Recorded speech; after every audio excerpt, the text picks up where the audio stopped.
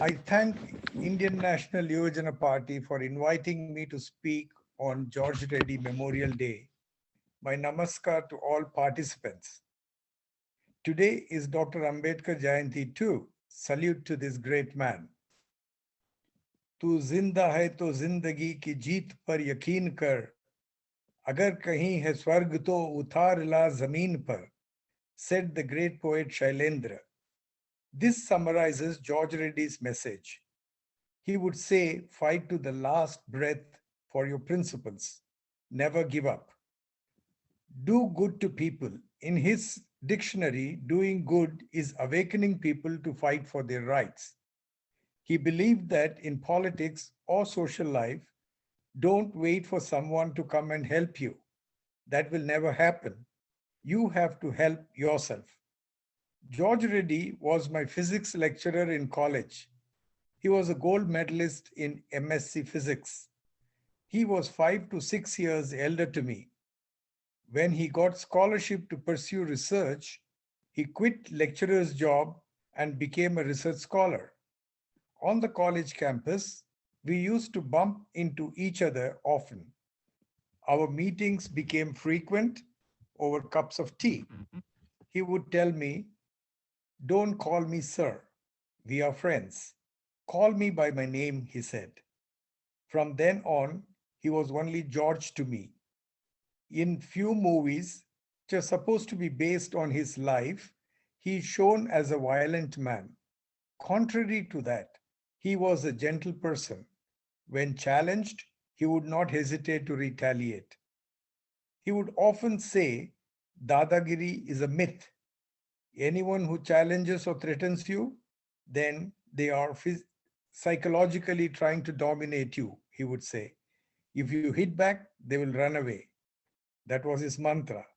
He was very defiant even as a young boy in school. He was caned repeatedly by his teacher for helping a fellow student complete mathematics homework. The teacher demanded an apology. George refused to apologize. George maintained that he did not do anything wrong. If helping others is wrong, then I will repeat it again and again and again, he said.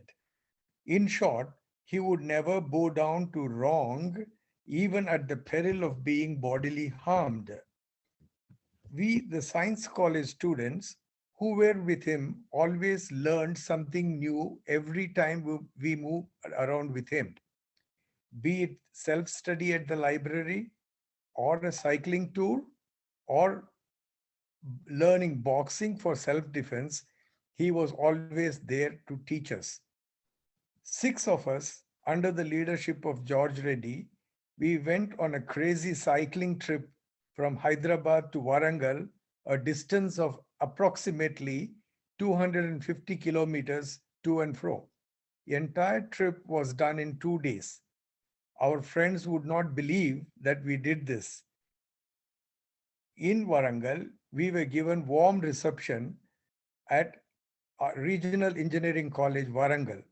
Few comrades from REC Warangal took George to meet KG Satyamurthy, a leader of Dalits who had long association with Communist Party. When we returned to Hyderabad, few friends asked George Reddy, what motivated you to do this? George replied, there was no one around to say you can't do it, so we did it. Even if someone had said you can't do it, we would have done it, he said. That was his determination. That is how he was in his life. George was very academic and very logical in his arguments. He would not like anyone talking lies. He would not tolerate lies at all. He would say, look at yourself before accusing others. He was very self critical too. We discussed challenges that faced youth in particular and the nation in general. We discussed global problems as well as local problems. Vietnam War was an issue at that time. Other issues were price rise, black marketing of essential commodities, etc.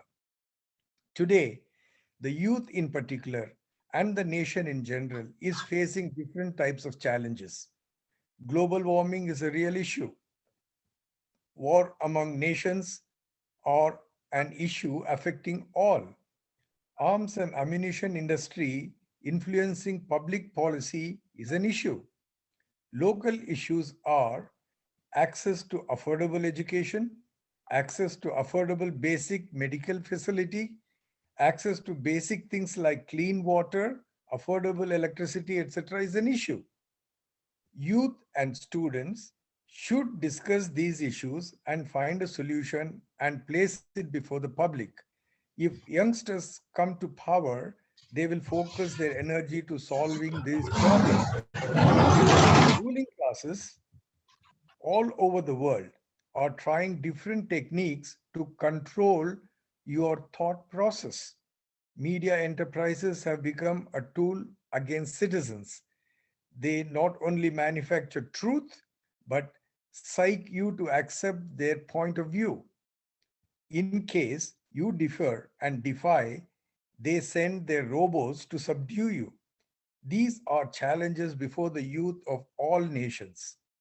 Healthcare industry is a big business. Besides saving lives, they also indulge in swindling the gullible public by promoting unwanted procedures, surgeries, and medicines. I suggest you watch Dr. B.M. Hegde on YouTube.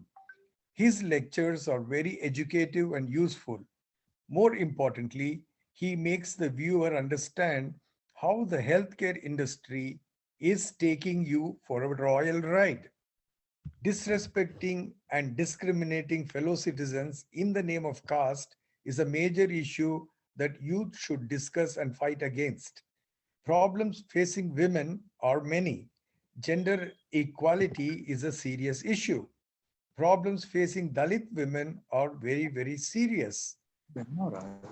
George was convinced that youth of this country should take leadership and steer the country. He found most of the old guard leaders either corrupt or compromised with corruption. Those were the times when kerosene, sugar, and other essential commodities were black marketed. He would say, "Give me 6 students and 6 machine guns, then I will show you where essential items are," meaning that the government is hand in glove with all these hoarders. He was very disillusioned with the ruling class. He wanted to start an organization of students and youth to counter ills in the society. He wanted students and youth to be vanguards of revolution that would get rid of corruption in the country and establish an equitable society. George rubbished the idea that young people cannot rule a country. He would insist that only young people can rule a country without bias or compromise. He used to point out that John F. Kennedy became president of the United States at the age of 43. Fidel 43. Castro became the head of the state of Cuba at the age of 33. And why can't Indian youth come to power and rule? That was his argument. And what he saw in those days came true later too.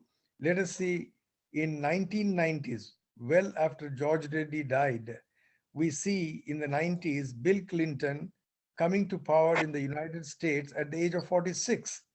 Barack Obama became the president at the age of 47. Then why are Indian youth hesitating to get into politics and come to power? These are the people who set up good examples. And let us see what is happening today in the world. After 2018, we have many young leaders who are heads of state. For example, Gabriel Boric is the president of Chile. He's born 1986, he's 36 years old. Then another very good example is Sanna Marin, who's the prime minister of Finland. She is born 1985. 2 years ago, she came to power. She became the prime minister of Finland. Now she's 36 years old. It's not only that, she gave birth to a child being a prime minister. These are all okay, in today's politics. Like, let us see another person, Nayib Bukele, is the president of El Salvador. He's 40 years old. And Jacinda Ardern, prime minister of New Zealand, She is born 1980, 41 years old. George always said, only young people can think of future for they have a future. What future can a 70 plus year old leader think of? Nothing, he used to say. On April 14th, this day, in the year 1972, George was stabbed to death by few gundas on the university campus. A brilliant life came to an abrupt end. This incident shook the conscience of all of us. We had decided to fight against violence on the campus. Normally, students and youth are told to shun politics and not get into trouble. But politics is all pervasive. You have to enter politics for a better future for all. You, the youth of India, are more capable than anyone else to deliver what's necessary for a good society. Future is in your hands. Don't allow it to slip away.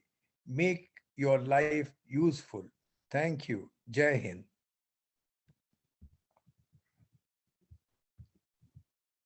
Hello. Yeah, thank you so much, sir. Thank you. Yeah, thank you so much, sir, for sharing your valuable experiences with us. We are really happy to hear as your association with George Reddy